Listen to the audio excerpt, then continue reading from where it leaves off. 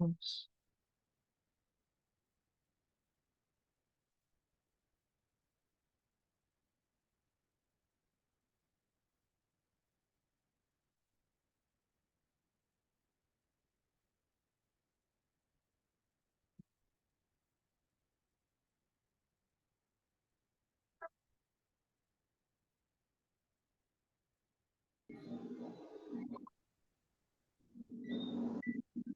Okay.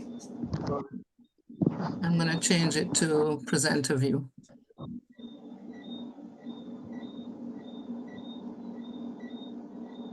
Okay, ready to go? Yep. So good evening, everyone. I don't know why we're not seeing you though. I don't know what's happening. I see your name. Let me open up again and make sure. But I'm seeing Linda though. I'm seeing her on my screen. You're seeing Linda? I'm seeing you. I am seeing me too. Okay, well, you go ahead. You go ahead. Right. So good evening, everyone. Good evening. And a special good evening to friends and colleagues from across the Caribbean.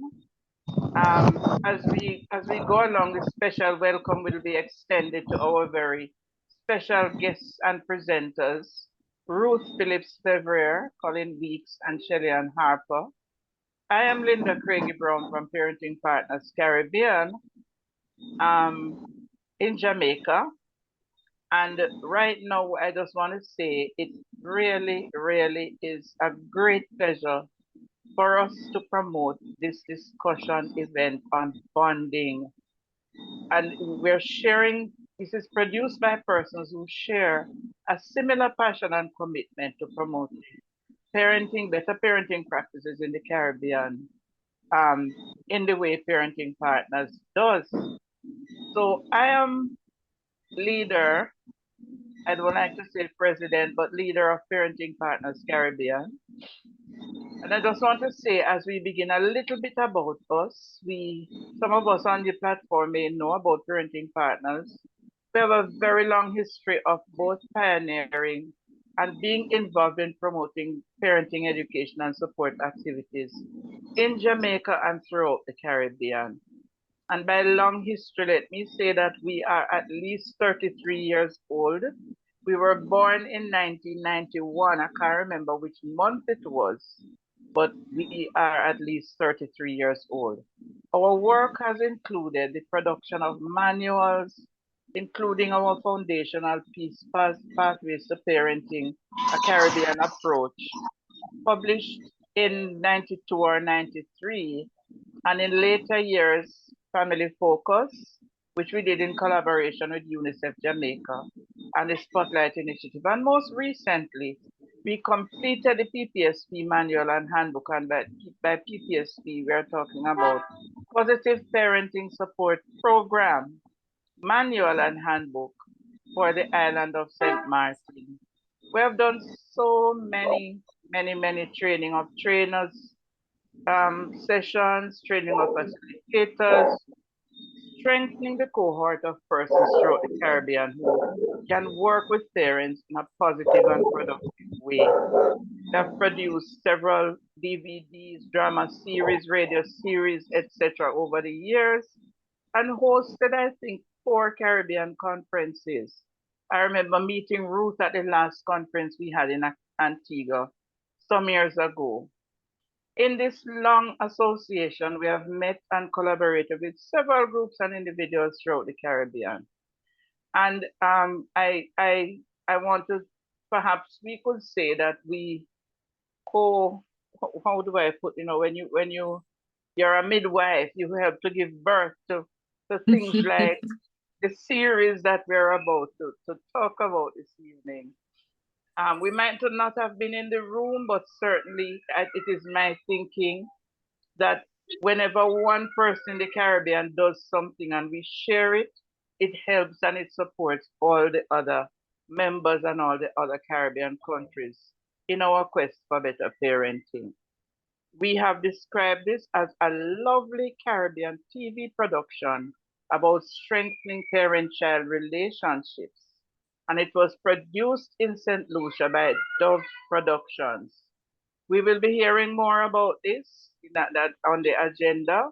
And I just want to say to everyone, whether you're here in Jamaica, whether you're wherever you're calling in from, wherever you're tuning in from, welcome, welcome, welcome, welcome. And let's have a very good evening watching this DVD, watching these videos. And please feel free whenever the time comes to participate, to say what you think about what you see on the screen. So thank you very, very much, and let's relax and have an enjoyable time together. Colleen, over to you. Okay, thank you so much, Linda. And I do see some familiar names in the room. So, you know, it's so good to see the familiar faces and see the familiar names. You know, we really welcome you and really hope you can, you know, participate and enjoy this conversation that we're going to have. So just quickly, I'll just tell you how we're gonna sort of run the evening, if I can find my file. Yeah, I'm just gonna share a quick agenda with you. If I can get it. Okay, so this is what we're gonna do this evening. Linda's done the welcome and you know, we're really glad to see everybody. So I will introduce the panelists and we have, I will tell you who they are. Then after they have spoken for a bit, we will look at one of the episodes. And then after that, because it's about roughly about 10 minutes long. So after that, we will have some question and answers. But certainly, you know, if there are questions of Shelly-Ann, Harper, Ruth Phillips Fevrier, Colin Weekes, while they're speaking, I'm sure they're quite willing to take those answers. I saw a hand up. Is that Fortuna? Good evening. Indeed, it is Fortuna. Nice seeing you, but very Hi. briefly. Hi. I was wondering whether we could have started with a word of prayer.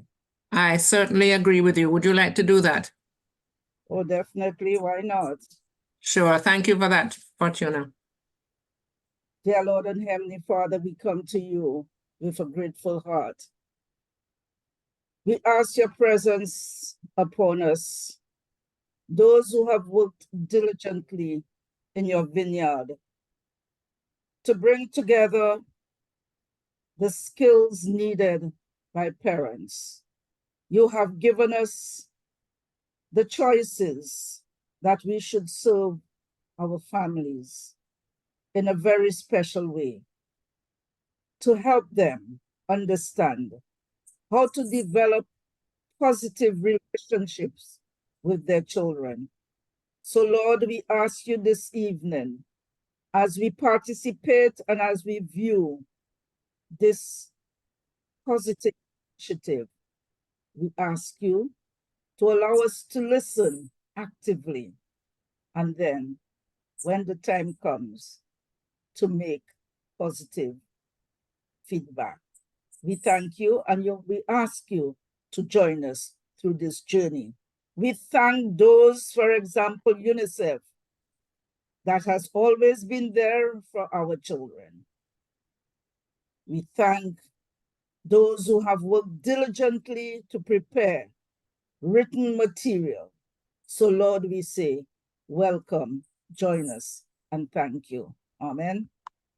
Amen. Amen. Thank you, Fortuna, and for hauling us up and making sure that we make sure that we start things right on the right foot. So appreciate that, and it's so good to hear you. I hope I can see your face before the end of the evening. So quickly, just to introduce our panelists. First, as Fortuna mentioned, UNICEF, I would like to introduce you to Shelly-Ann Harper.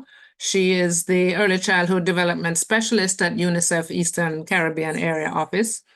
And she, in her capacity as ECD Specialist, she oversees UNICEF's early childhood development programs in collaboration with governments in 12 countries and territories. She's a certified educator with more than 25 years of experience.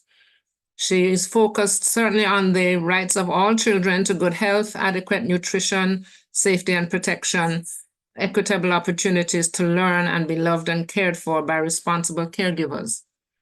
Emphasis is placed on the science of early brain development, recognizing that the timing and quality of early experiences affect the development of brain architecture and provide the foundation for all future learning, behavior, and health.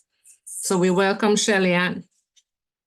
And then shortly after Shelly-Ann, I'll just go through everybody and then we'll just ask you to say bring your welcome.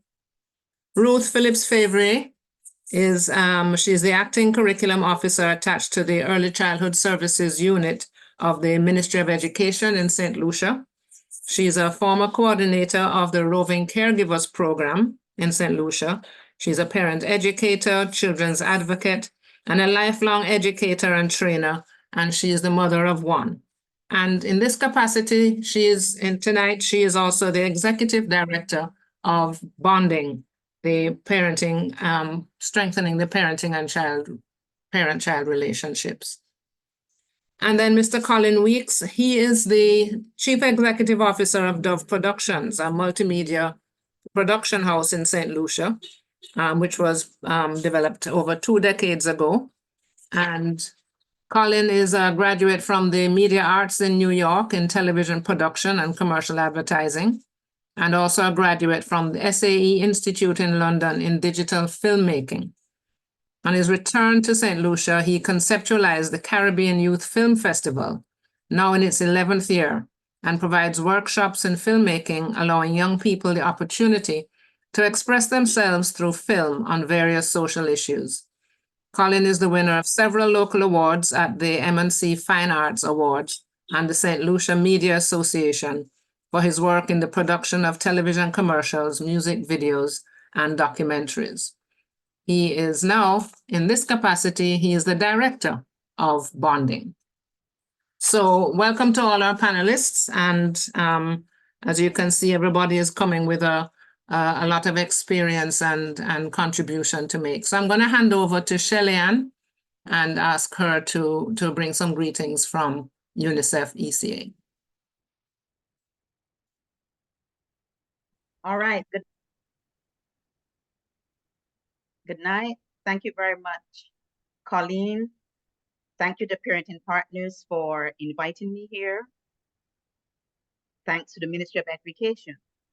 This afternoon, I bring greetings from the UNICEF office and special greetings from our representative, Mr. Peter Bolt. And he sends his heartfelt congratulations to the ministry on this initiative. You know, for us at UNICEF, as you know, we are concerned about the rights of the child.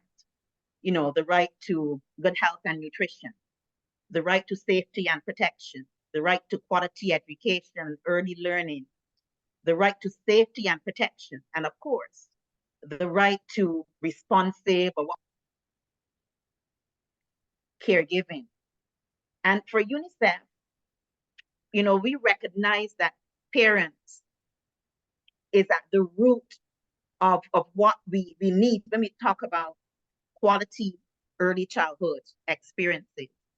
When we're talking about children reaching their full potential, when we are talking about children learning and growing in healthy environments, you know, UNICEF really is convinced that parents has to be, and positive parenting has to be at the root of positive development for children. And so, you know, even at our global level, we have been talking about what we call elevating parenting, right? Really looking at parents as partners in the process, looking at harnessing the strengths of our parents, working with parents in the sense of, you know, let's see what do children need at different points on the life cycle. And we know, for example, for those early years, the importance of the early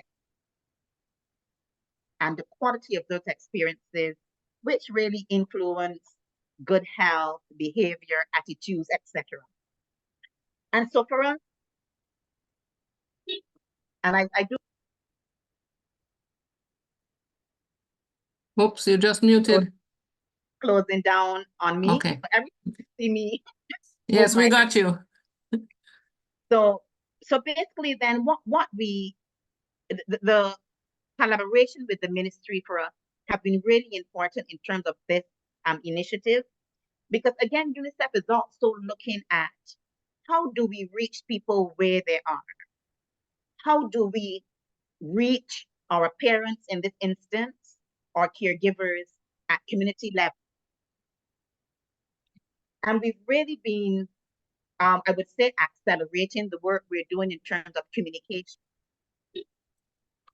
in terms of our communication strategies, for example. We've been looking, working with animated videos, working with our partners on skits and dramatic productions, certainly with the bonding series. There's an audio part to it. You've got access, using social media, etc. And this is important for us because we see it as a way of bringing information that's cultural. That's important. We find it as a way to, again, as we said, reach people where they are. We are encouraging that these tools are used as a way of self-reflection. People can look and they can see people like themselves. And they can also look at some of the experiences that our families in the series are experiencing and think, I can do things maybe a bit differently, in terms of my parenting. So in the essence of time, I just want to say that UNICEF again congratulates the Ministry of Education, Child Development and Guidance Center are also involved in this production. Dove Productions, I see Colin on the screen. It is a positive step forward for us and the work that we're doing, as we said, in terms of not seeing parents as having deficits, but more saying, let's see your strengths, and then what you need that we can help to enhance, the way how we parent and the way how we work together as a community. We say that the village raises the child, and we do believe this. And so I look forward to this evening's discussion.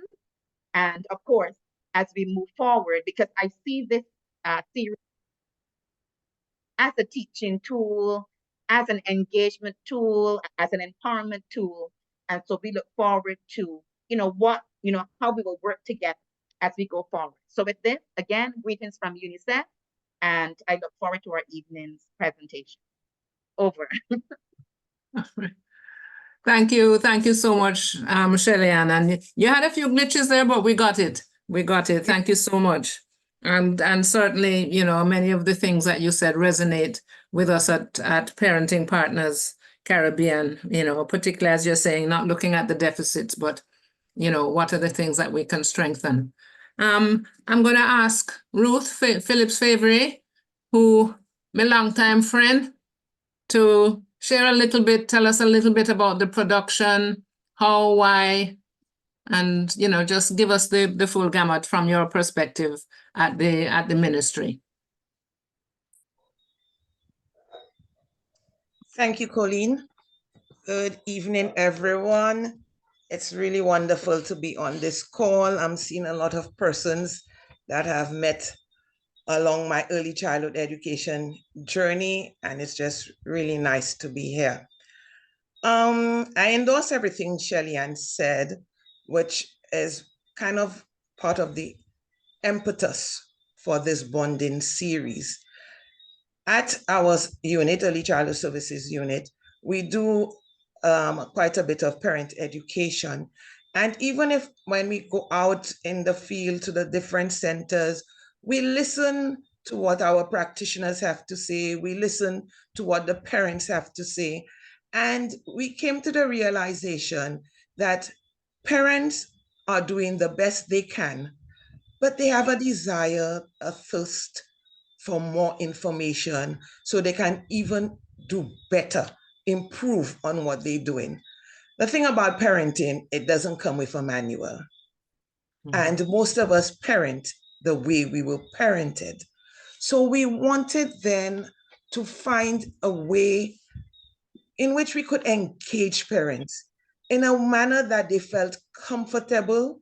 They didn't feel that we were being judgmental and criticizing them on their practices, but rather provide them with an opportunity where they can feel like a real partner, that they can feel comfortable enough to look and reflect upon their practices, to understand too that even if they may feel alone, they are not alone, because other families are going through similar challenges and are coming up with solutions that suit their own particular context. So with all that in mind, we said, okay, when we do parent meetings, we do not necessarily get the persons we really want to target, or we are unable to get the numbers that we would like to reach. So what medium can we use where we can send out those positive, encouraging, empowering messages in a fun, non-threatening way that parents will want to adopt, adapt, and practice with their children? So we figured out one of the best means would be to create an educational / entertainment / parenting drama, hence the birth of Bonding. And the content is there. There is so much going on. There are so many life issues, child developmental issues, health issues, social issues that we feel parents would like to learn a lot more about.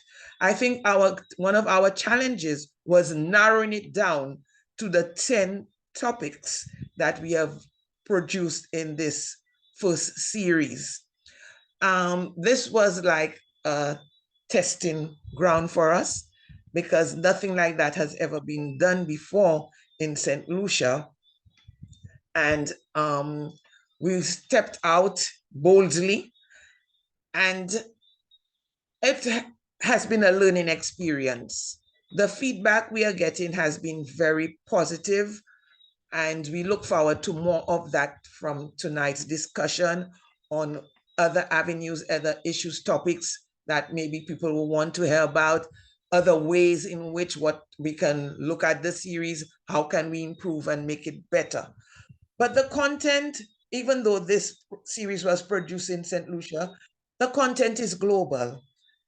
It addresses the everyday, practical, down-to-earth challenges that parents, regardless of your socioeconomic background, regardless of where you live, those are the kind of things that we face as we try to raise our children to the best of our abilities to become productive, contributing citizens.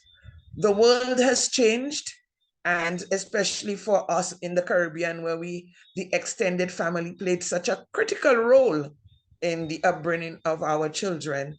Now you find that is not, as families are more widespread. We have more single-headed female households. Persons are out there on a hustle every day, trying to get the financial means to provide for their children. And in the process, sometimes we lapse, and our children are not getting from us what they need. As we struggle to provide for them financially, there are certain aspects that may have been slipping.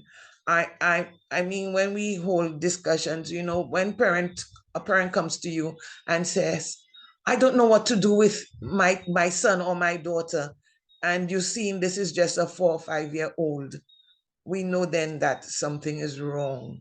Something is not quite right. We are missing the gap. We seem to have dropped the ball a bit, you know, and The series is an attempt to sort of let us become more reflective and introspective and look at what we are doing, applaud the good, and see how we can do better. So we have it out on the various social media platforms, but we do not just want it to remain like that. We want people to really embrace that and to use it as a teaching learning tool, to have more conversations like we are having tonight, so we can reach out and really regain what we have lost.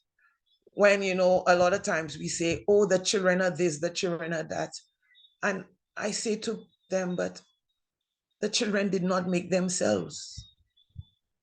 The children are, if we are not happy with what or how some of our children are developing, then we have to ask ourselves, where have we failed?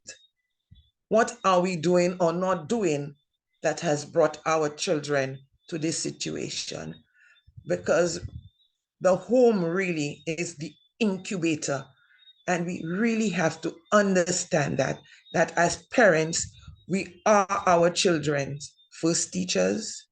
We are the ones that need to inculcate in them that those age-old principles, values, morals that we were raised on. Somehow we seem to, as I said before, to have dropped the ball. And I believe Shelly-Ann made reference to the African proverb that it takes a village. I honestly believe that. But there's also a saying that I believe in: the hand that rocks the cradle rules the world. So we have to ensure that the persons who have that responsibility understand and what is required of them and get the necessary knowledge to help them improve on their skills and practices to ensure that our children grow and develop into the type of citizens, Caribbean global citizens, that we would want them to be, that can make a positive impact and contribution. So we present Bonding, an attempt to address that, and I really look forward to the discussion, particularly for your input on how we can make this series even better. Thank you. Thank you, Ruth, so much for that. So we get a little bit of a background into why it was felt that this series was developed, and we'll have a chance in a little while to view one of the episodes and have a discussion. But before we do that, I want to ask Colin Weekes to talk to us a little bit about the actual production process and how it, how it started from the ministry to you to scripts and the whole shebang to getting it to broadcast. Can you tell us how that has worked for you in St. Lucia? Okay, good evening, everybody, and thank you for having me. Well, my relationship with the early childhood unit is about 5 years old now, including with the Child Development Guidance Center. I think they really do work together, and they do a really good job in trying to establish that early childhood relationship with parents and the schools also. But I was really just happy that I was called upon to do a project like this, because as to a filmmaker and especially my own values is something that's dear to me, and getting the opportunity to produce such a series was, I would say, almost once in a lifetime kind of opportunity. So when I got the call from Ruth to produce something, we had no idea what that something would be. we knew we needed to produce something to address the situation, and so I told her, well, let's do a series. Let's make it a soft sell rather than the hard sell, a finger pointing at you type of approach. And so we came up with a series, basically a soap opera type thing, where it will be reflective of what's happening in our society. And so it began. But as a filmmaker, you must understand that you can't do it all. And I had a really excellent team, especially my writer, Anthony Wilkie. And I called upon the talents that I knew around on the island. And we got a really nice team of actors and my production people. And just happy that it was able to be embraced by everybody. And the feedback that we're getting is really tremendous. And, you know, as I said, as coming into any production, you put out your creative thoughts out there and you kind of leave it for the world to assess it. And when you get good feedback, it is always encouraging.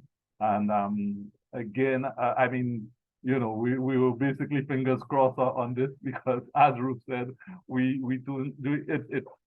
It's kind of new territory, and we didn't know what feedback we would have gotten from the public and from people like yourselves, professionals. And so we had to be able to draw the line in terms of creative and structure. So it was that balance that we had to do. And so in writing the script and putting the right terminology out there, balancing it with the everyday language, you know, it was a twist and a turn. The script had to go back a couple of times, you know, just to make sure that everything is being said in the right manner.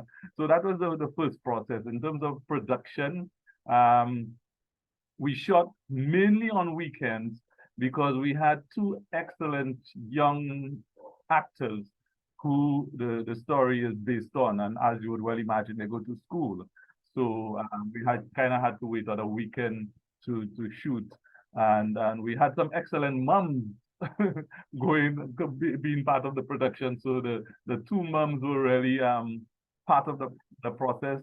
Sejan's mom was there with us at the time.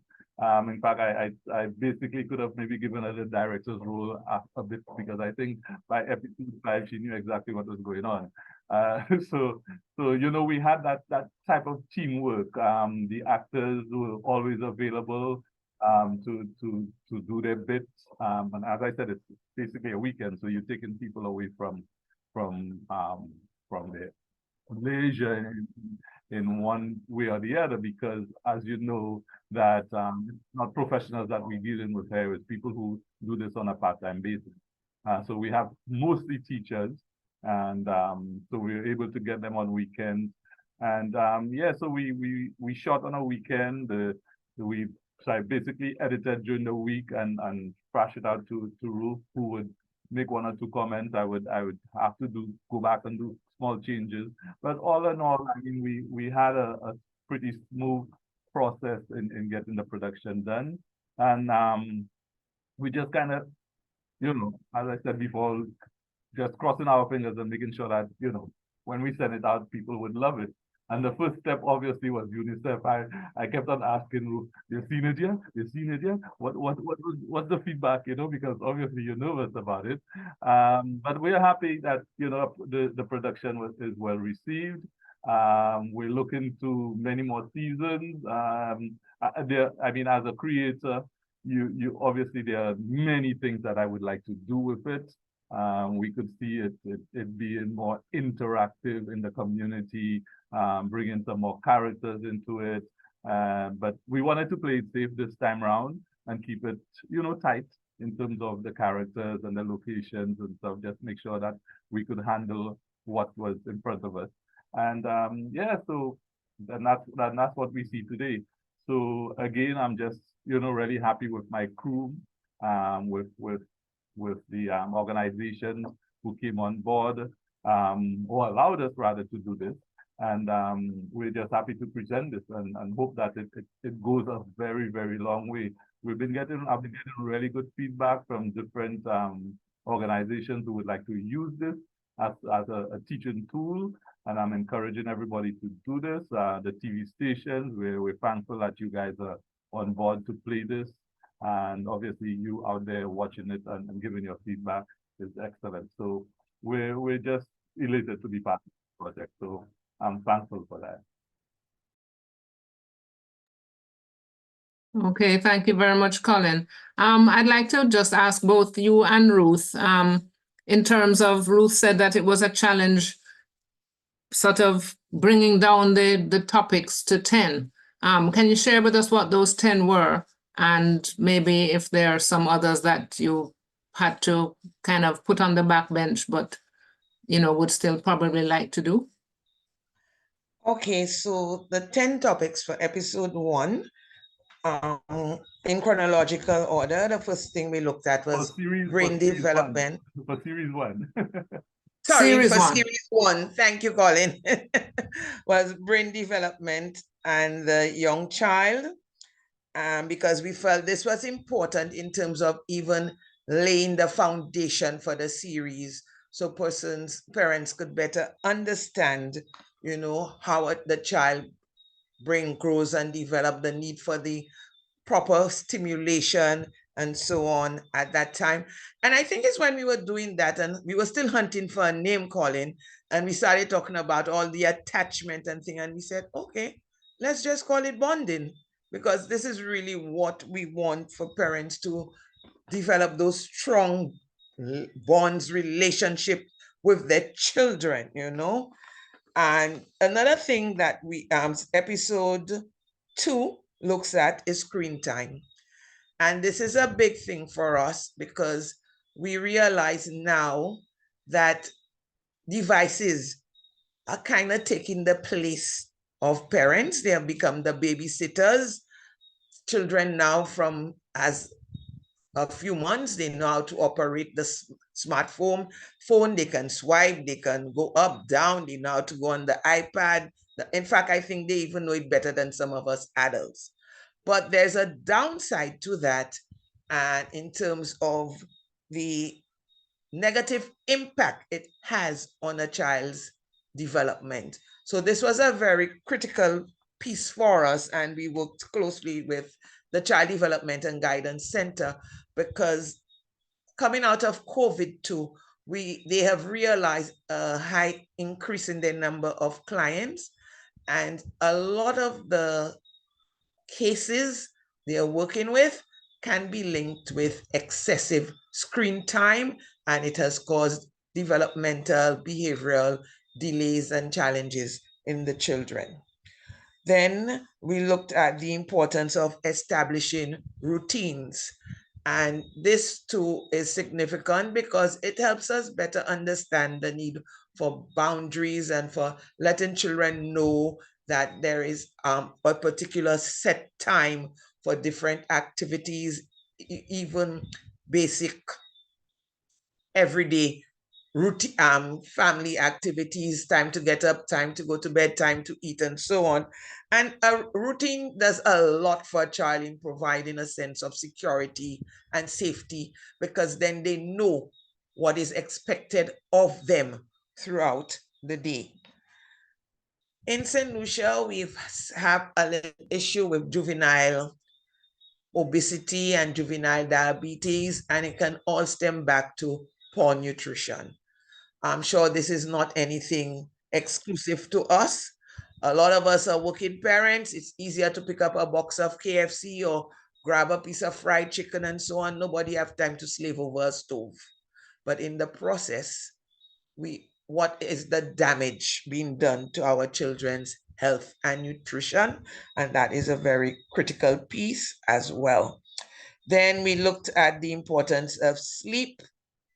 And this is the episode we will be viewing this evening. So I will leave that for the audience to watch, judge, and critique. For us, young children, the age range we were looking at, and we try to target the early childhood years, birth to 8, but whatever is being seen in the series can be the practices, the skills, attitudes, and so on that we exposing the parents to can be used with children of any age.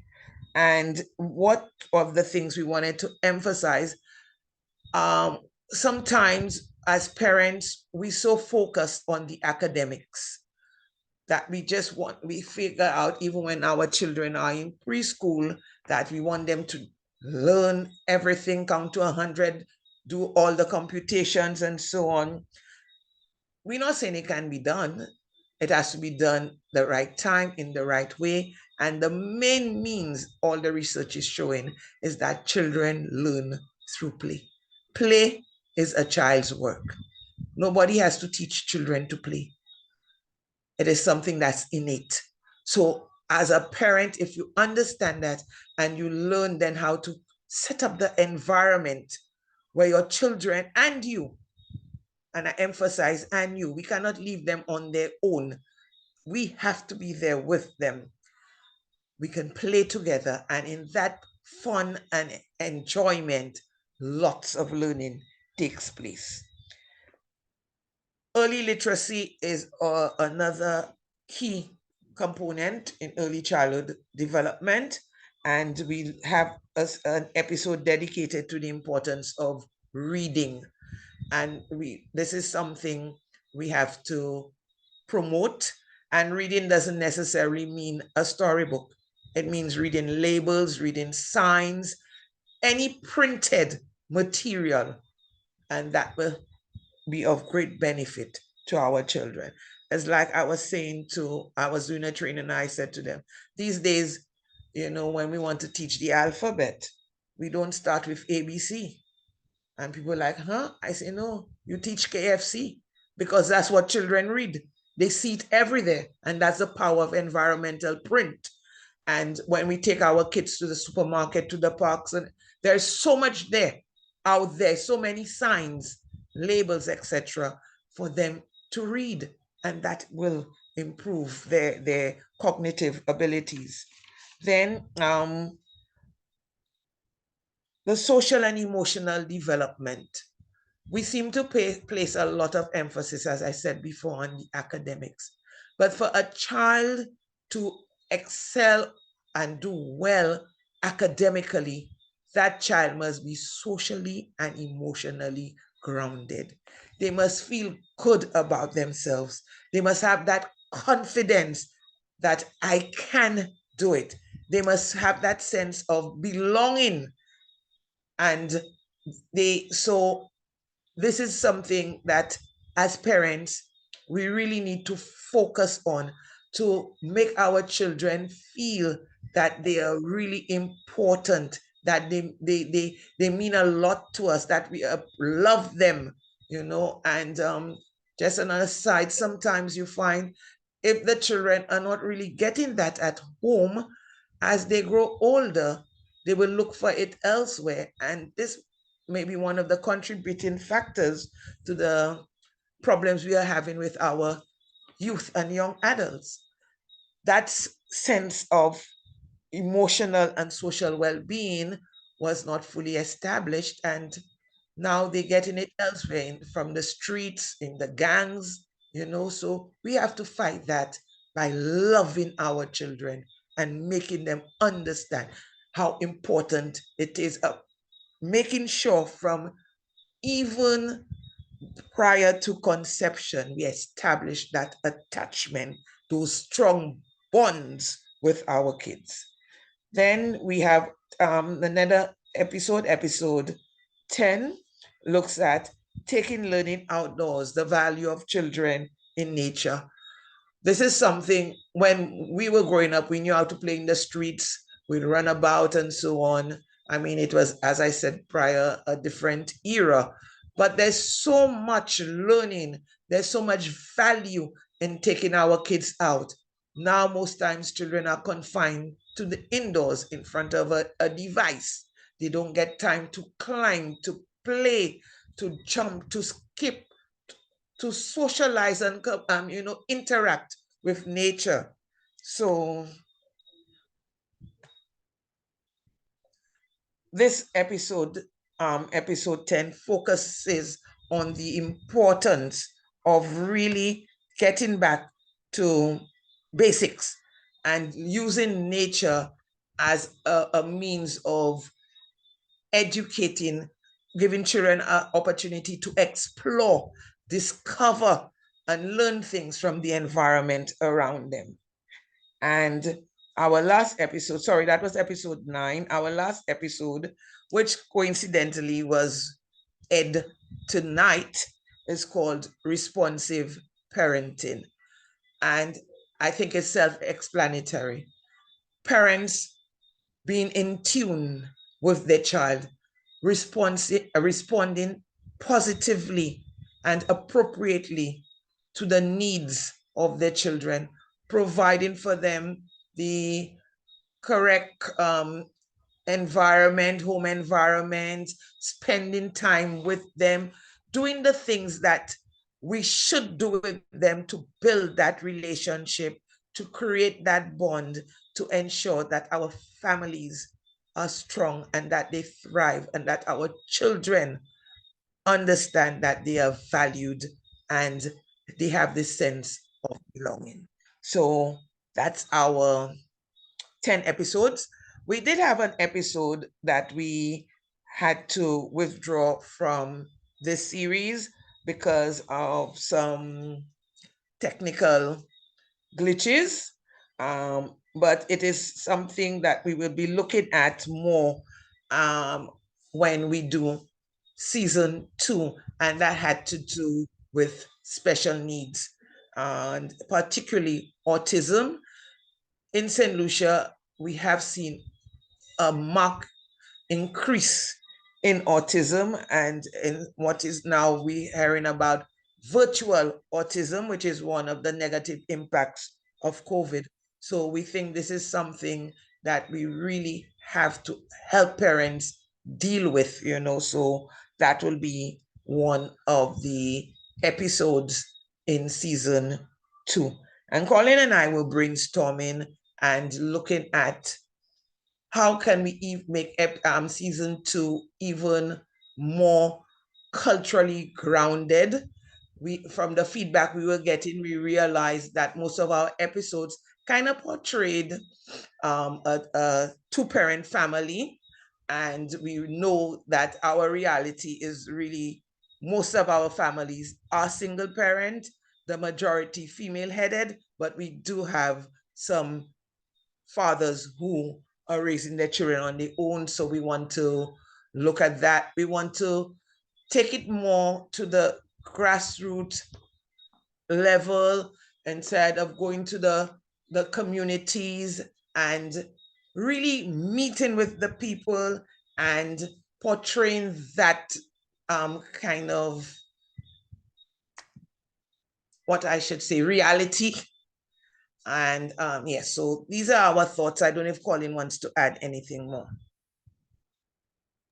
No, not really. I mean, as you said, I did illustrate earlier on that we wanted, you know, do a little bit, make it more realistic in terms of the approach. In terms of from a creative point of view, the acting was very stagnant in the way that we did it, because as I said, we wanted to play it safe and we didn't want to go overboard with it. But I think we because of the feedback we get in, I think there can be a balance of creating what I would say more colorful characters into it. You know, so to just make it maybe a little more entertaining, a little more realistic in terms of the environment out there. But yes, take it to the communities more, see more of our lives, you know, our Caribbean-ness in it. Yeah, so that's basically, I think, what we're doing. Again, coming back as a filmmaker, as Ruth indicated, episode 9, which we thought was one of the better episodes in terms of from a production point of view, the acting, you know, everything else really worked well, but there were a few technical connotations, I would say, that was there that wasn't quite right. So we had to play it safe and hold it on for season 2. So, you know, those things happen. So we want to address this again in terms of the special needs. Yeah, we just want to try to make it, and with your feedback too, we would like to, you know, bring it in the direction that you would also like to see. Okay, thank you so much. That's really, Ruth, you really gave us a good sense of the topics, and I'm sure that was really hard trying to pick between so many issues, but you seem to have covered a number of things from health to social issues to education and so on. And I like how you came to the title, bonding, which really, it just makes sense as you say, it's about the attachments. I did want to ask a question, which of course has slipped my mind, but I wanted to see if there were any questions from our participants. If you could raise your hand if you have a question or a suggestion or an observation that you'd like to make to Ruth, Colin, Shelly-Ann. If you want to do that now before we actually look at episode 5. So if there's anyone who has a question or comment or concern, we could take a few now. So I'm not sure. I suppose it depends on where the hand raise thing. I think it's in reactions, no? That you can raise your hand. Okay, Jacqueline Bird. Hi, Jackie. Please open your mic and go ahead. Open your mic.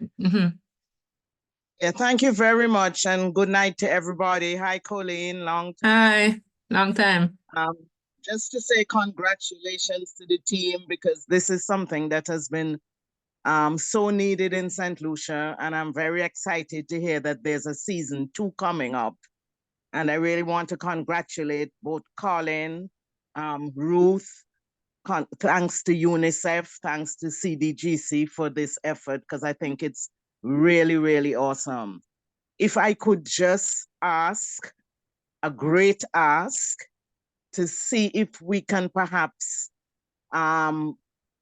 skillfully do an episode highlighting the dangers of child abuse in the Caribbean. We have had a challenge getting that topic in an educational format, especially for very young children.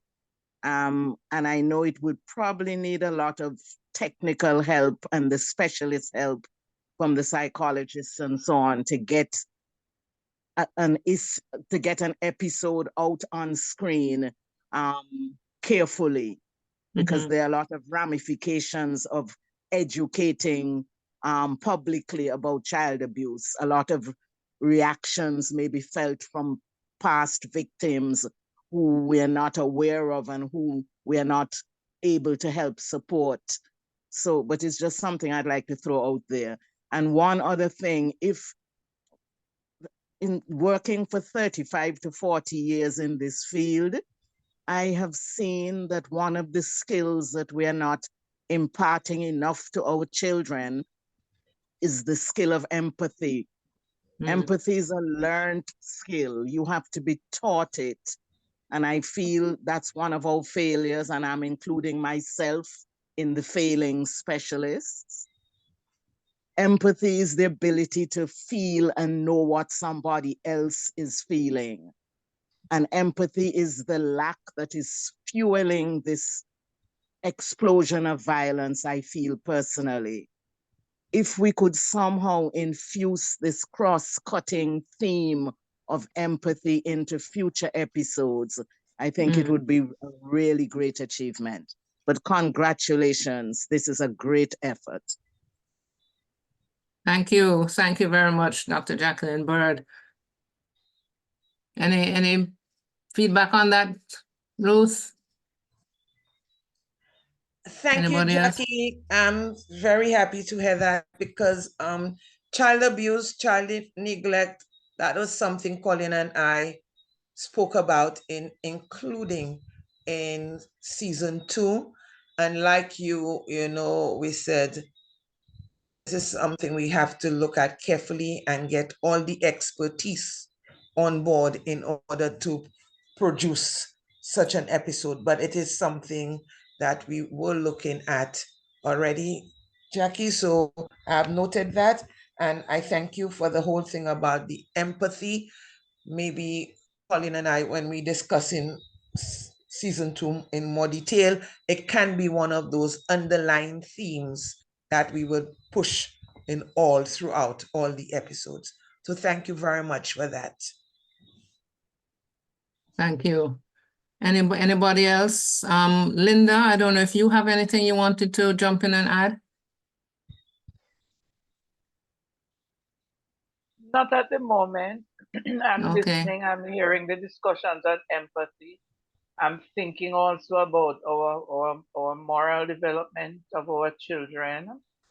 I'm thinking about our approach to teaching our children about feelings. I can't remember whether Ruth said anything about that. But I suppose when it comes to the second season, we can add, you know, and also have the underlying themes as suggested. Yes. Okay. All right. If there are no more comments or questions at the moment, I don't know if there's anything in the chat. Colin, I think that, I heard a voice. and Olivia, I think. Okay. Yes. Yeah, that's Olivia. Hi, Olivia. Well, what I have to say, contrary to what Jacqueline Bird said, I just want to expound a little more on that. I'm a parent, and I believe in the early life of children, when you're looking at the ages from 3 to 4, when they are able to help themselves out, meaning putting on panties and socks and so forth. These children have a right to privacy. We parents have to teach our children what is good touch and bad touch, because so many children at that age are being exposed to abuse. And what hurts me the most is when the children relate that to the parents. 90% of parents don't believe their children. And it's really hurts that children have to go through that, and it damages their self-esteem as well as their emotional and mental stage. Yeah, that's what I have to say. Thank you, Olivia. Yes, that's, privacy, certainly. So you're getting some food for thought there, Ruth and Colin, of things that either that sort of run as red threads of empathy through series 2, but certainly some other issues that do need to come up. Yeah, go ahead. To comment on what Olivia said, and I appreciate that comment. A few years ago, we did produce a series of videos on child personal safety, and one of them did focus on appropriate and inappropriate touch.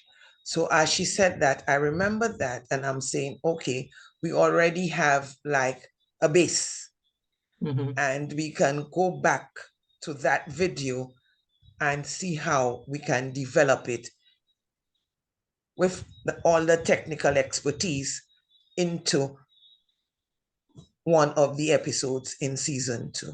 Because I do agree, it is something. I was like telling Colin, so now we have a thing, now we want to send our children, getting quite popular, sleepovers. Who knows what happens at those sleepovers if they are not managed properly? So it's all those things, so that we have to learn to empower our children, that they take responsibility even at a young age for their personal safety. So thanks for that, Olivia. Thank you. And Fortuna, go ahead. Thank you. I just want to add my voice and congratulate Ruth and Colin and all those who have been involved in the production of Bonding. However, I think I had a little conversation with Ruth When we look at the episodes where they have been filmed, etc., knowing that we have issues of language in St. Lucia, I was suggesting to her that probably we needed to become a little more real. How do parents in poverty, how do we empower them to still raise their children with the right values, the empathy that Dr. Bird spoke about?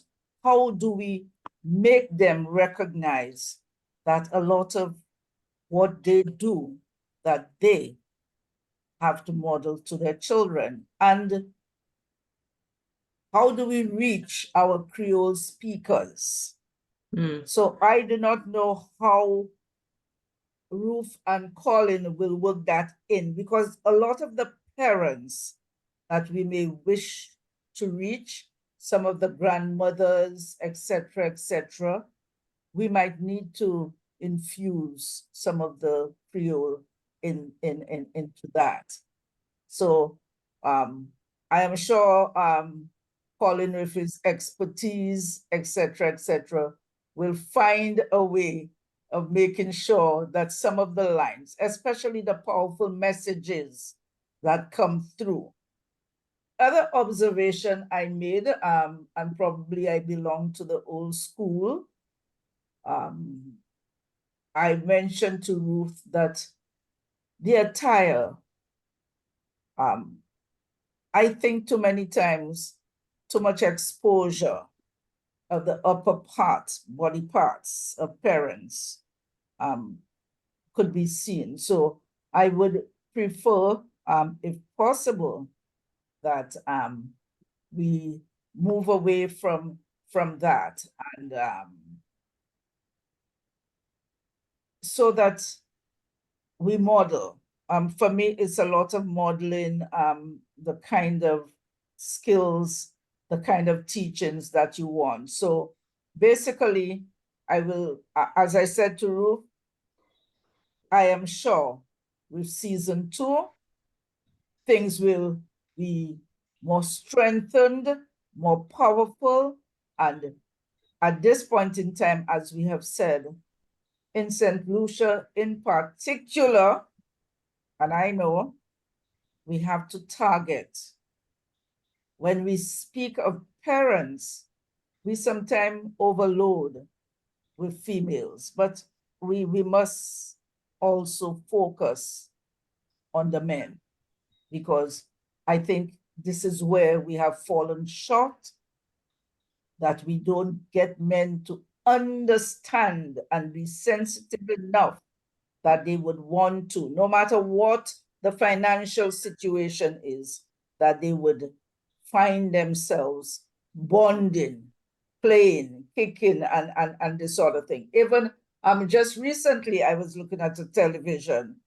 I think again it's UNICEF, but again, you know, instead of using a father, they keep on using females, and I think we are really hurting the males. So I would like to see many more what I call grassroots males or something, because some of them are doing an excellent job at raising children.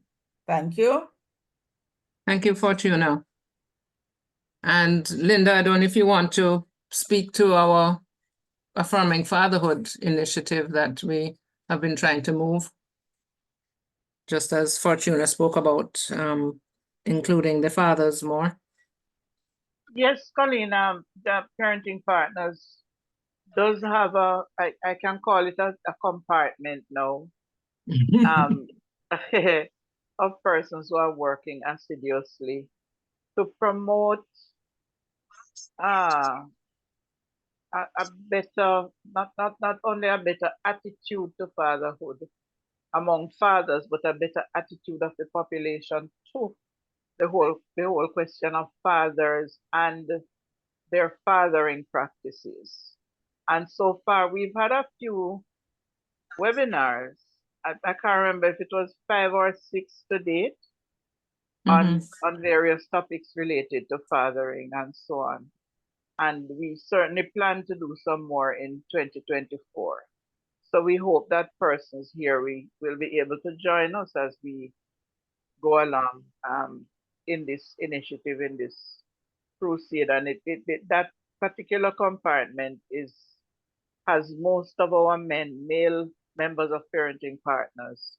And we want other men to come on board with us because we know that men listen to the voices of men, and it's far more effective when we do it in that way. So affirming Yes. fatherhood, yes.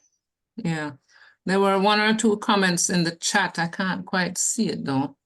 I'm not sure who it was, but somebody was basically saying, yes, she agreed, something more focused on the males. Oh, here it was from Sharon Burns. Congratulations to Ruth and team. I like the idea to include our types of families more. Male, single, and extended generational families too. Unfortunately, must leave. All right, well, thank you very much for being here, Sharon, and sharing that. I can't see if there are any other comments. All right, well, yeah. So I think maybe we can move along and look at an episode of bonding. And Ruth said we're going to look at episode 5, is it? Which is about sleep. So I'm going to ask Colin to share that, and then so we're going to look at that, and then we can have a discussion and chat afterwards about that and just other topics that might come up as we see it. So I'm going to hand over to you, Colin, and if we can all mute so that we. Okay, thanks.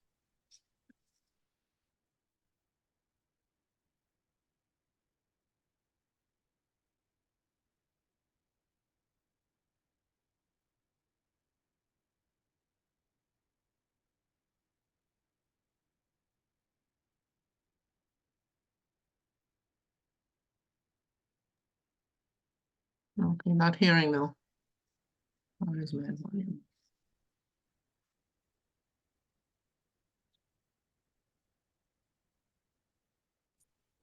No volume. Not getting the audio, Colin. All done? We are now? Yes. Oh, sorry, I had my mic on mute, so let me put it on.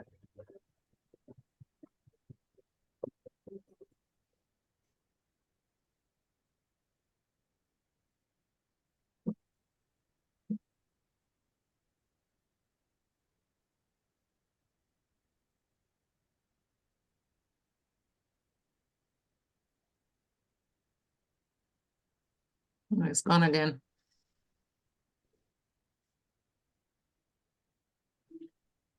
Still not hearing. Yep. So We not hearing? Clean. All right, we're looking real good. Time to get you to bed.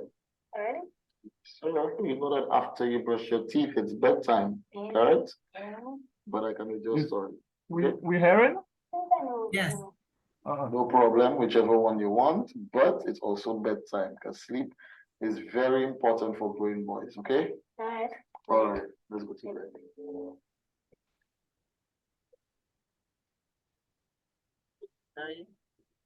Outside of the country. Yes. Did I skip a part? No, you didn't. I Okay. was just asking, why do we have to sleep? That's a good question. Why do we have to sleep? Let me ask you instead, why do you think we have to sleep?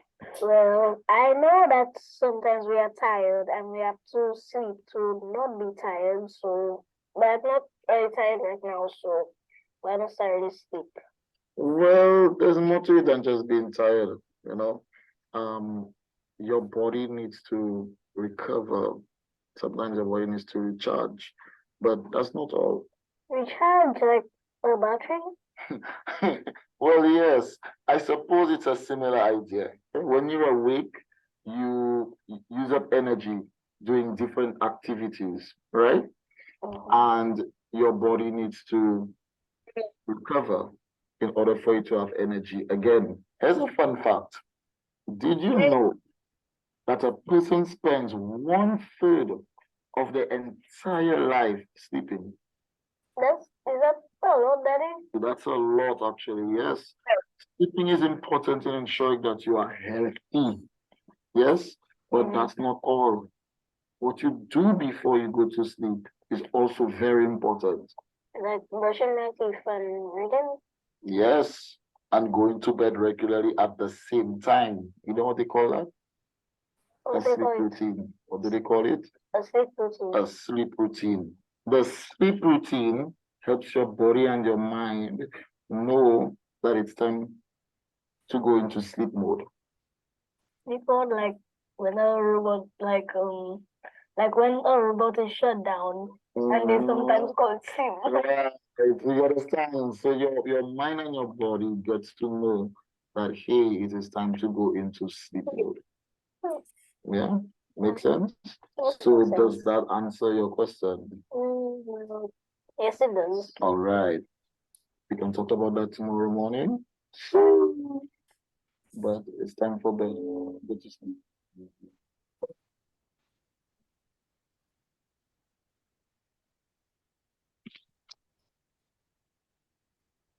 Honey, on Thursday, she has ballet as well, eh? So adding music there as well, it's gonna be too much for her. She's going to end it.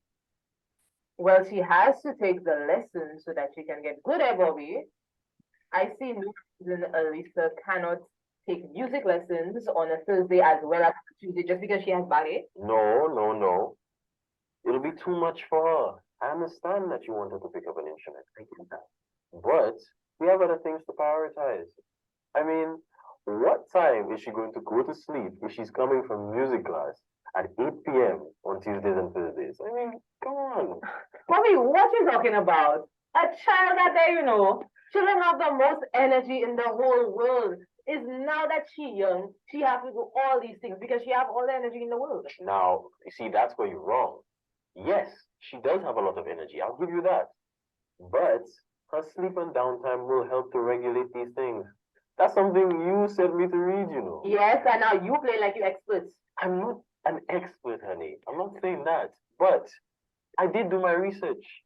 According to research, Alicia needs 10 to 12 hours of sleep every day, just so that she can remember the things that you want her to learn. I mean, it also works with her emotions as well. And not to mention, a good night's rest will help her to be more concentrated and with problem-solving skills. I'm not saying the girl's not going to sleep, or she shouldn't sleep, or she will not sleep. All I'm saying is that 2 nights will not make a difference. And remember, it's me that making the sleeping schedule, right? So I know what I'm talking about. Honey, it's not just 2 nights. I mean, it's the whole sleep schedule. You're the one creating it. Yes, I understand. But you have to make it so that it matches her wants and needs as well. Even us as adults. I mean, we can't stay there every day on a computer, hours on end. It's not good for our health. Okay, Mr. Sleep, I hear you. Yes, I am not going to argue with you. I realize that you are very passionate about this, and what you're saying makes sense. We can work something out. And I was also thinking of adding 2 extra naps into Alisa's sleeping schedule so she can get more rest. I like that. Okay. But for now, let's get back to the schedule. I'm very excited actually that we're working on this schedule together. All right. There you go.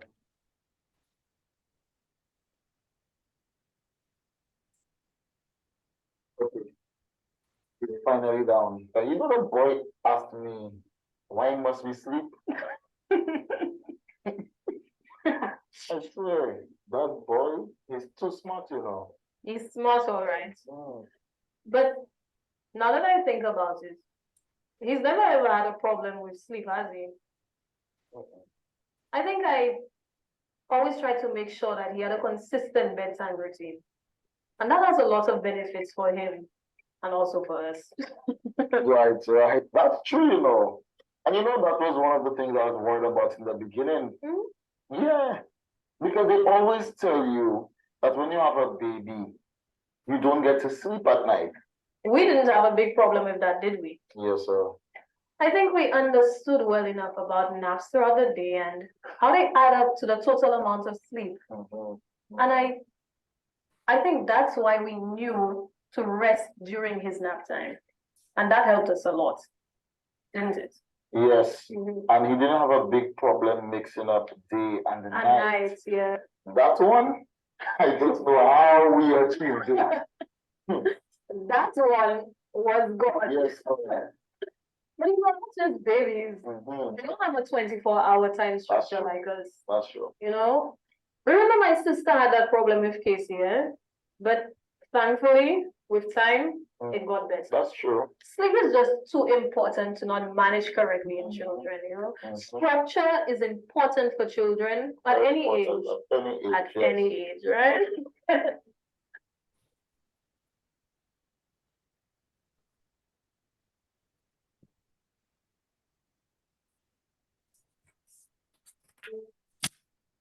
Honey, I'm tired. I think I'm going to go take a nap. Okay, honey. You know, it's funny you should say, talk about a nap. I was just watching this video on the importance of sleep. Oh, really? Yes, really? Why you sound so surprised? Oh, I'm not surprised to say I just was hesitant about it. Well, see, I started watching one video, which led to another one, and then another one, and well, here we are. You know, it's quite interesting actually. But I was right about one thing though. There's so much information out there. Well, it's manageable once you can wrap your head around it. Yes, there is a lot actually, but we have to start somewhere. So tell me what you found. A lot actually. I'm just watching this video about sleep. My partners tell me we'll be up all night when the baby comes because we'll be taking care of it all night and we won't be getting any sleep. It won't be that bad. We'll be doing it together. We're the dream team, right? The dream team performing their best thing on here. Okay. Did you know that sleeping gives your body the chance to focus energy on doing things to keep you healthy? How you mean? Yeah. See, when you sleep is when your body heals and it grows, right? And the energy from not being physically active is what your body uses to fight off germs that get you sick. I see. Yeah, I guess that's why when you're sick, you're always sleeping or want to sleep. It's not that your body is just weak from the sickness. That makes sense. I guess that does make a lot of sense. Mr. Daniel always talks about how well Jonathan is doing. I bet he didn't even know that. Sleep is very powerful, you know. I never thought about it like that.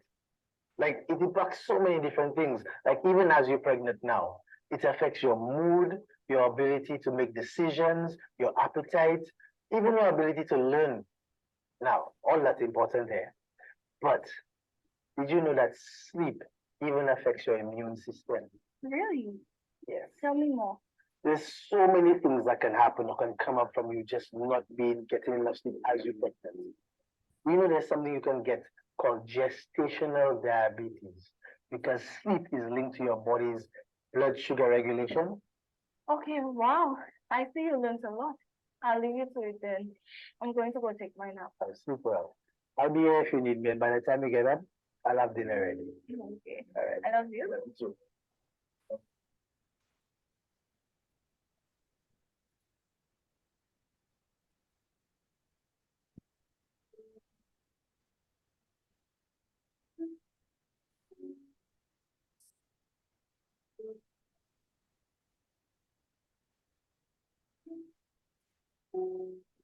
Okay.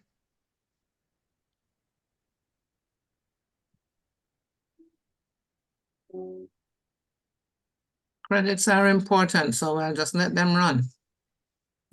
People have put time and energy and effort into that production. Thank you so much, Colin, for sharing that with us. You're welcome. So someone just texted and said, I need to go to sleep. It's nighttime, I need to sleep. And I'm sure many of us have felt that way. I often try and teeth a little 20 minutes here and there just to kind of to recharge, as the little boy said. So, Ruth, tell us about that.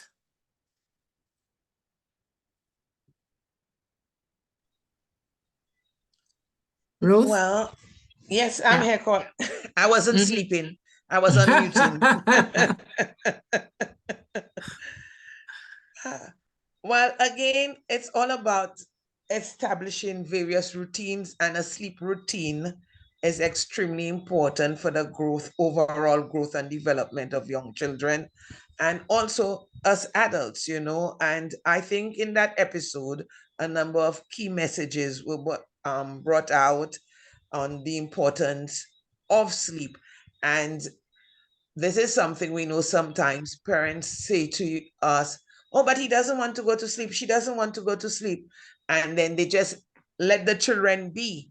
But they have to understand that you need to create the environment, create the opportunity for the sleep. It's like how the father said, you know, it's a routine. So they must have a downtime. You can't have the children jumping, screaming, or, you know, and engage in a lot of physical activity and then suddenly say, go to bed.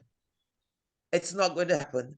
So we have to know, okay, we up there, we have to know how to bring them down, you know. So we quiet, like they brush their teeth, read a story, and you put them, you send them to bed. And even if they say they're not sleepy, you switch off the lights. Make sure they don't put on the TV if they have age and they have their little phones, mobile phones, and what, take it away, and just ensure it won't happen overnight, but we have to be consistent. And that's the thing with establishing routines. You cannot say tonight, okay, go to sleep at 7, then tomorrow you go any old time you want. And then you know, we have to be consistent as parents. And we also have to model the behaviors for them as well. So yeah, this was why we wanted to put that one out there, because we know it's something that parents do struggle with, getting kids to bed on time, ensuring that they have adequate sleep, that they don't get up next morning and go to school totally tired. And, you know, as was said, it affects your emotion, it affects your concentration. Sleep deprivation is very, very real and very critical. What are some of the things that people have said to you about this particular episode? Some of the feedback that you've had. Okay, well, persons were, you know, like I was said before, that it is something that they are struggling with, but since they have watched it, it has had them now to rethink their practices, how they do things at home, and they realize, okay, that even if because sometimes we at home, then we ourselves busy in our own world, doing our own things, you know, and it kind of slips. And then we check our time and say, hey, 8:40, you still up. But they now saying they're looking at those practices and seeing what measures they need to put in place, you know, if it's for a 2-hour period or whatever, to ensure that they create this routine, that they create this have that consistency for their child or their children, so that they get into the habit, they develop that pattern and get them to go to sleep. So they are basically saying they didn't even know that sleep could affect children in so many ways, and even they themselves as adults, you know, how it's impacting on them, you know. Yeah, I was just wondering about sometimes even the discipline of the parent to stick to the routine. I see Linda has her hand up, and I think I saw Janet. Janet, you want to jump in first? You have a question? No, there was just someone in the chat who said perhaps a follow-up episode on what happens when the children don't do what you anticipate or try to get them to do. So that was a question from someone. Yeah, Okay. I was also, Bird, first of all, to commend Ruth and Colin and company for putting this topic out there, because it's not something that parents think about a lot. Many parents struggle with children who don't want to go to sleep. 11 o'clock, 12 o'clock, the child, a young child, I'm not even talking about the school age child, we're talking about early childhood, can't or won't go to sleep for some reason. And particularly post-COVID, I think with all the devices and the new devices and the tablet and the phone and the TV and the smart this and the smart that, there is a lot more for them to do on screen. And you find that they're falling asleep, but the eye open because they still want to catch this and still want to catch that. And we might not be cognizant of how the lack of sleep or the shift in their sleeping hours or whatever it is. We might not be looking at how this might be affecting the child in the long term. So I like the fact that you put it out there. And I too agree that maybe we should look at it in a little more detail in terms of, as Janet or somebody just said, what happens to the child when they are sleep deprived. We might not even realize that they are sleep deprived when they appear to be very cranky and miserable or short-tempered or what have you, or just not picking up on the schoolwork and so on.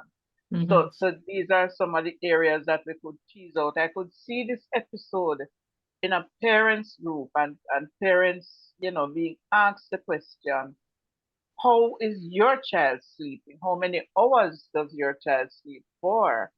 When the man says 10 hours, many of us are still stuck at 8 hours, Eight. And at 8, yes, at 8 we want to wake up the child and what have you. Gonna get up early to go on the device and on the device until late. So it is one of the things that we overlook. And I am very thankful that it is there. Thank you, Ruth. Colin. Yeah. Anybody else? It is an overlooked issue. Garfield's iPhone had said, he said could be incorporated into the following episode. Do you want to add anything on to that, Garfield? Well, his issue is sleep quality. Just looking at, I guess, what does that mean? Sleep quality. Yes. As opposed to just hours in bed. Yeah. Garfield, you want to sort of follow up on that about sleep quality? Because that's important. I mean, again, you don't think about it. You can open your mic and share if you want to. Yes, pleasant good night, everyone. And it's really fascinating to join this discussion as a surgeon looking after children, Colleen. So the quality of sleep, and I mean, the other colleagues earlier mentioned about, certainly the last speaker, the issues of behavioral disturbances, lack of attention, perhaps in class, which is there is a direct correlation between sleep quality and attentiveness and alertness, as it was mentioned, and certainly the ability to grasp new concepts. So I was thinking of it from the point of view of, having managed children where sometimes they may be snoring. That is something that we're really very aggressive at managing because that directly impacts on their sleep quality. So they may be in bed, but for whatever reason, be it external factors or their own health issues, may then impact on the quality of the sleep obtained. And we're really very aggressive, as the research is quite clear in terms of sleep deprivation and the impact on school performance in particular. So I just wanted to share that point. Thank you. Thank you. Dr. Garfield Badal is a pediatric surgeon, and so he's constantly around children and lots of things happening there. Thank you so much for sharing. I see somebody else has said it's a fantastic initiative. Anything that teaches positive relationships from an early age is necessary. And that's Ernest Otley. Thank you. Is it Otley or Otley? Otley. Thank you. Yeah, I'm kind of blown away because as I said, I'll take my little 15, 20 minutes here, but obviously I'm not sleeping. I'm not in a deep sleep. but do I feel refreshed afterwards? Maybe not necessarily refreshed, but maybe a little recharged, as he said, as the little boy said, you know, but again, getting the 10 hours and just thinking, Ruth, about the discipline of the parents themselves. As you say, you know, they're caught up in their own things and so on, and having their own, having discipline themselves to try and help with the children's routines. And I guess you addressed that in the episode on, what was it? Just about, episode 3 about looking at routines of just such a, you know, a comfort level for the children. Something else in the chat I couldn't see. All right. I noticed that, so how you produced it was these sort of short vignettes. So the first one with the dad and the son and the brushing teeth and the story at bedtime. And then you went to another couple who were speaking about the sleep plan for the daughter. And then we went back to the father and the mother of the little boy. Is that sort of kind of how you've been doing it, Colin, to sort of have short vignettes of different scenarios and different families? Yes, definitely. Remember when we approached it, the idea was to basically allow conversation to happen. So you're right in terms of just giving a snippet of the topic and not necessarily giving any direct solutions, but to have conversation.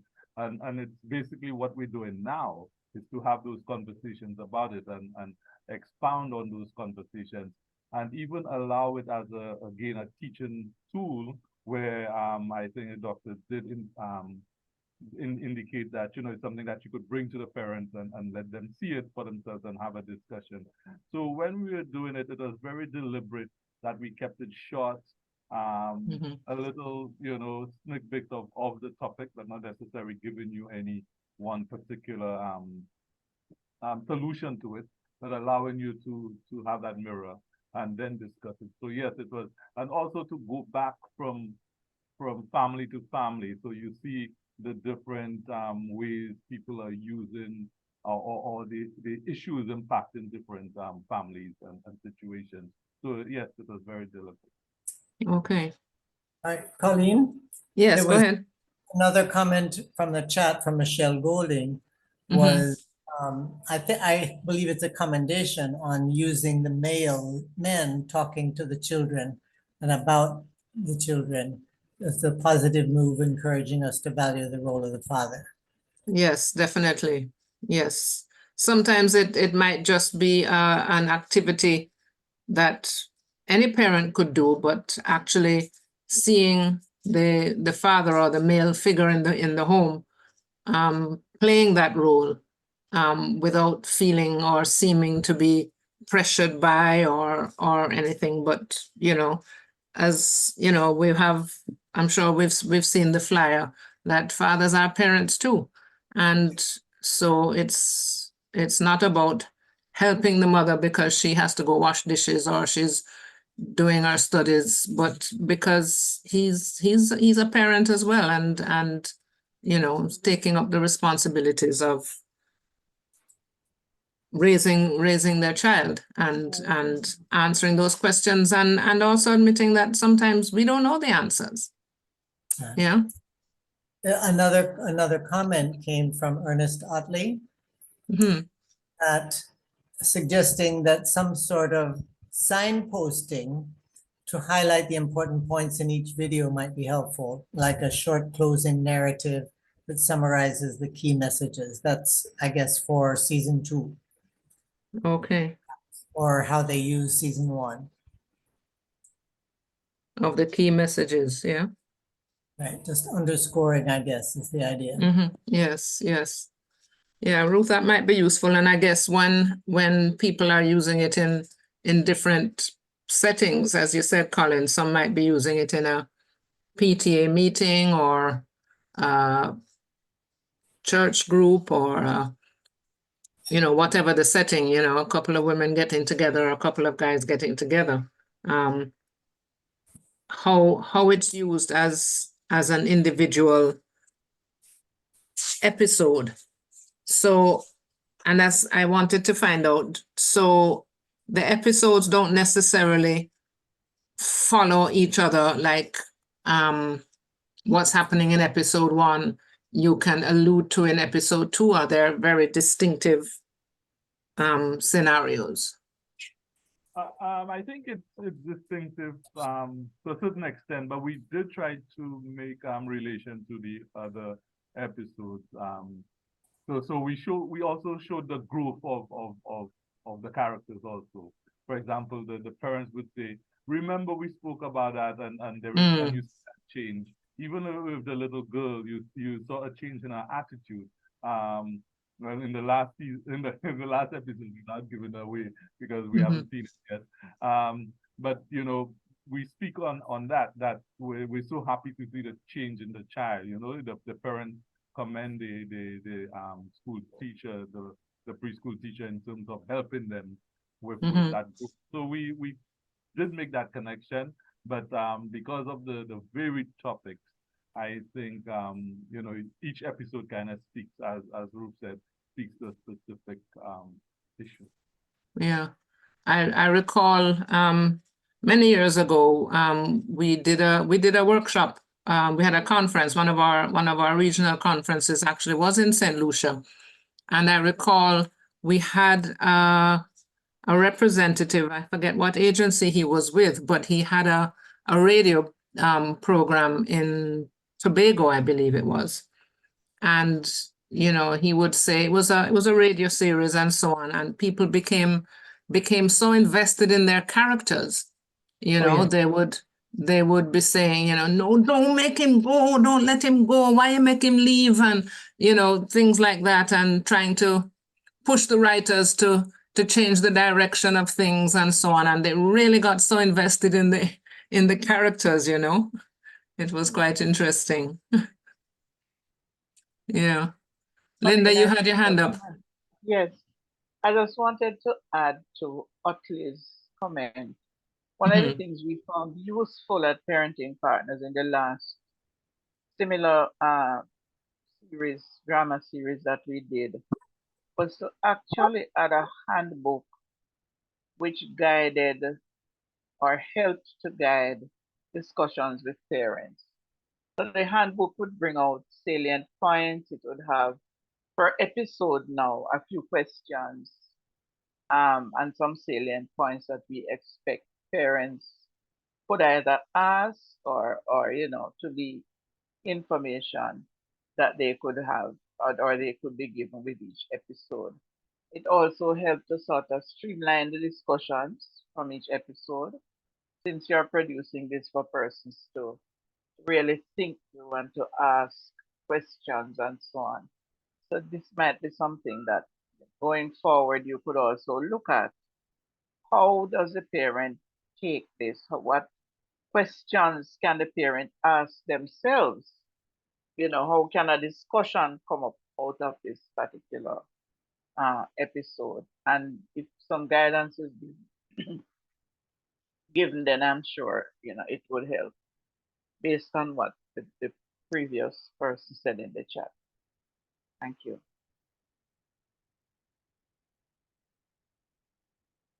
Any other questions or any other comments, recommendations, topics for possible for series 2? We've spoken about, you have the one on children with disabilities with the focus on autism, and I'm sure that's going to create quite an interest for parents who either suspect or know that their children are on the spectrum. I'm not sure if Osali Levy is still on. I know she does some work with children with autism. So if Osali, if you're still there, maybe you might want to jump in and make a suggestion or recommendation. And of course, there are so many other types of disability, parents of children who have hearing impairment or visual or, you know, learning delays and all of these types of things. But just throwing it out, you know, what are some of the other possible topics that you think parents need to know? And I know from your people's various fields that, you know, maybe you see certain things that maybe other people don't notice. So, you know, if you want to share some of those ideas and recommendations for series 2, make things a little lighter for Ruth and Colin going around the next time. So any suggestions? I would want to simply throw out, it was close to the discussion of other topics, but the idea of helping parents discuss sexuality with their children in positive ways and at age appropriate ways. I think something that is very badly needed. And that it has to be positive. It's not about sex is terrible and horrible and negative. It's that how do we respect our bodies and ourselves and handle our sexuality respectfully with each other. Yeah. Michelle Anybody else? Golding is adding. Sorry, Colleen. Michelle Golding is adding in the chat where they can get help, because a lot of persons do not know where to go for help when they have a child with a disability. Yes, good. And in any other thing too, it's nice to have, perhaps when you're doing the credits, you know, a list of agencies where you can go for help. Yeah. Okay. Yeah, that's useful. Any other topics when they have a child with a disability? Yeah. There was something we mentioned the other day, and I don't know if it would be a follow-up on screen time. So it's maybe our episode speaks to this, is screen time is one thing, but screen content, or I guess general media content, might be something to consider as well. Let me just say something on that. Mm-hmm. I mean, that's a concern of mine because I'm in the field also, and not just with kids, not with just young children, but with teenagers and even 20-year-olds. You know, we take it for granted that you know, we could just allow them to put out anything or show them anything, but we have yet to understand the repercussions of that. So it's something that, as I said earlier, it's dear to me in terms of what we're doing here, the social implications of screen, what we show on the screen. And we just mentioned that the Caribbean Youth Film Festival started off with Dr. Bird and Dr. King with Rise. It was first called the Rise Film Festival.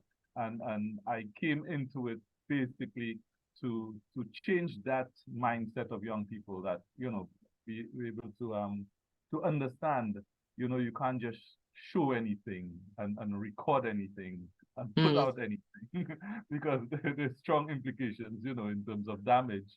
And it's something I'm still fighting with too, with our TV stations and what we show, you know, in terms of even that Western culture, you know, we're losing us as a people. So even all that it's important. So yeah, we're looking at kids, but I said that I think that, you know, this is even further than just the young people, but basically as a society, in terms of what we feed in our brains and what we're showing on our screens daily. Yeah. Yeah.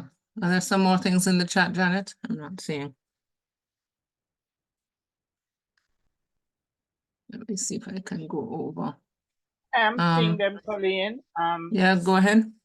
It says dealing with separation or death or trauma from Diana Cook, and Jacqueline Bird adds other health challenges other than disabilities, including substance abuse, community violence, and the community violence would also be. There is one more coming here. Yes, I have that. Linda, as a human relations specialist, this is EO, I would be interested in seeing an episode on how the nature or quality of interaction between parents impact bonding and the children's relationship as a whole.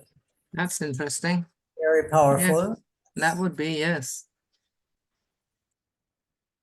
Excellent. There are some good topics here. You probably have your whole series 2 plotted out. I think we're looking at series 3 and 4 now. Shelly-Ann?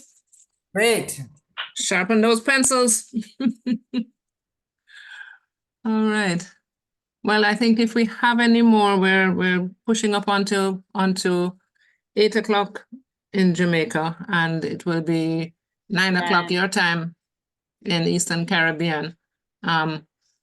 I hope this has been useful for others. I think it's been very, very useful in terms of content and the importance of seeing ourselves as I think maybe it was Shelly-Ann said at the beginning, in this light, in this way in which we're not judging and pointing fingers at parents, but helping to strengthen what they are already doing and struggling. And as Ruth said, you know, most parents are doing the best.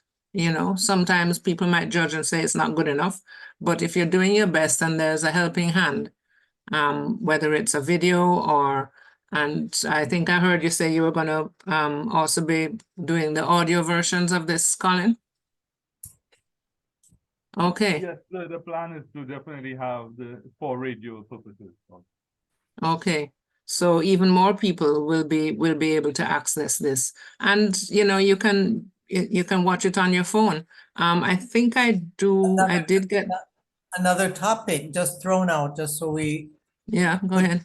Is what about children being raised with their grandparents and not their parents, or perhaps other family members?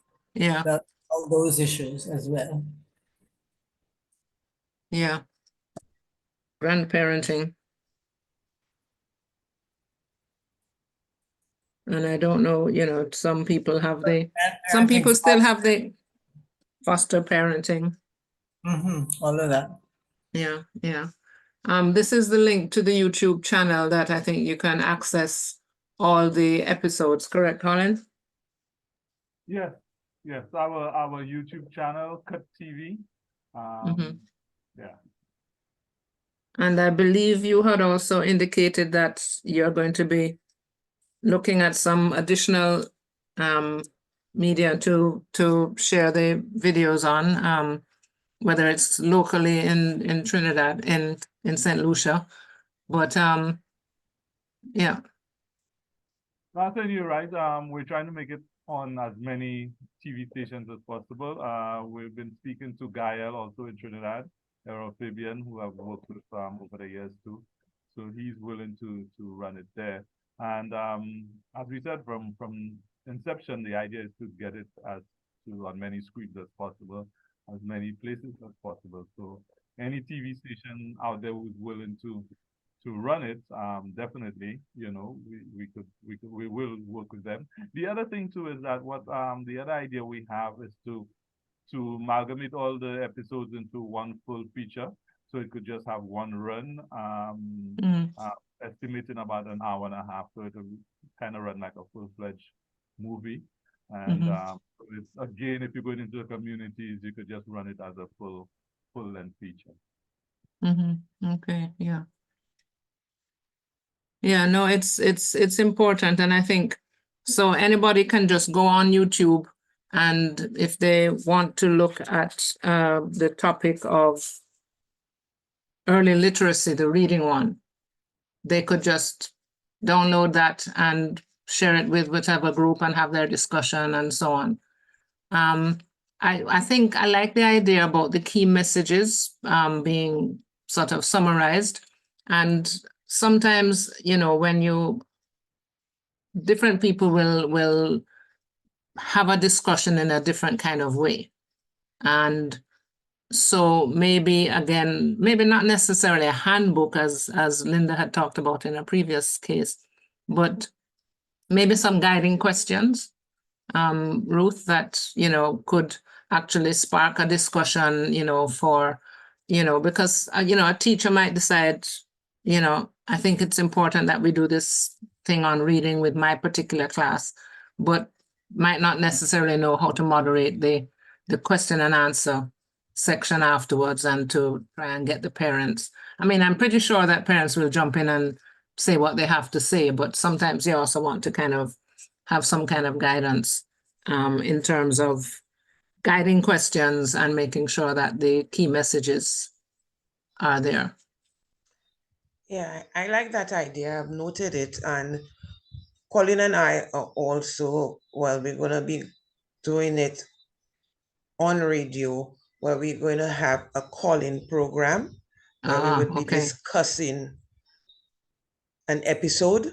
And then, I mean, those guiding questions and things could be asked, and it would be useful for that. Yeah, but we can prepare something to add that we can put up on the channel. Say if you're watching episode 1, these are some of the things you might want to consider, and some of the key messages you might want to leave with your audience. Yeah.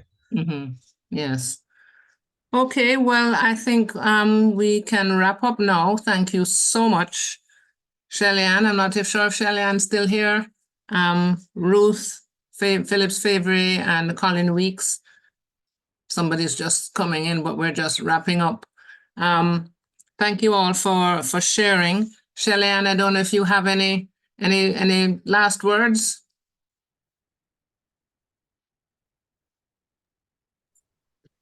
No? Okay. All right. Thanks. Ruth, Colin, anything you'd like to say at this juncture as we wrap up? I would really like to thank you. Sorry, Colin. I would like to thank you, Colleen, and Parenting Partners for allowing us this opportunity where we could have this conversation and get, discuss with a wider audience. We would like to encourage everybody to go to the YouTube channel, look at the videos, like them, share them. So in that way, we can have all the evidence to take to our potential funders, especially Miss Harper, to justify why seasons 2, 3, 4, and 5 are necessary. Exactly. So thanks, and I want to thank everybody who was on the call. It was very interesting, very informative. Nice hearing some old friends that I haven't heard in a long time. Hi. Thanks again, Colleen, to you. Hi, Janet. Yes, it's been a while. Lots of fond memories came back when I saw your name, when I saw Linda's name. Yes, we're still here. Yeah, we're all still there. We're still there in the struggle. I can add, because I've been monitoring the chat, that there have been at least 3-4 congratulatory final messages. I won't read them all, but very appreciative of this effort. Back to you. Yes, Colin. Yeah, I'd just like to thank everybody for allowing us to put our creative input into this serious topic or topics. And yeah, we're just happy to be part of this team and allow us to continue working with you guys and bring out the best that we can to allow you to bring your messages out.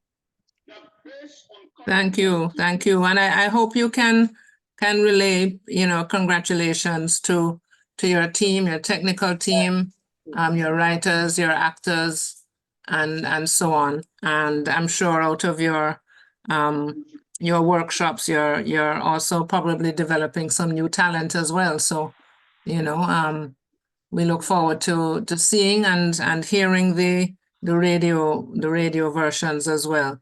Linda, I'm going to leave you with the last word. Well, my last word, sorry, let me put on the video again. It's just to say thanks, everybody. Thanks. We had 70-something persons from around the Caribbean. I think I saw St. Martin. I know Trinidad was there. I know St. Lucia was there, and I know definitely Jamaica was there. I don't know who else, but it has been wonderful. It has been beautiful. Certainly put some ideas in our heads and in the heads, I'm sure, of other persons who watched. Again, congratulations to Ruth, Colin, and the team, and thanks to UNICEF and others for the support that you consistently give us as we all work together in promoting better parenting in the Caribbean. Thank you all. Thanks, and have a good evening. Thank you. Thank you. Good night. Thanks again. Good night.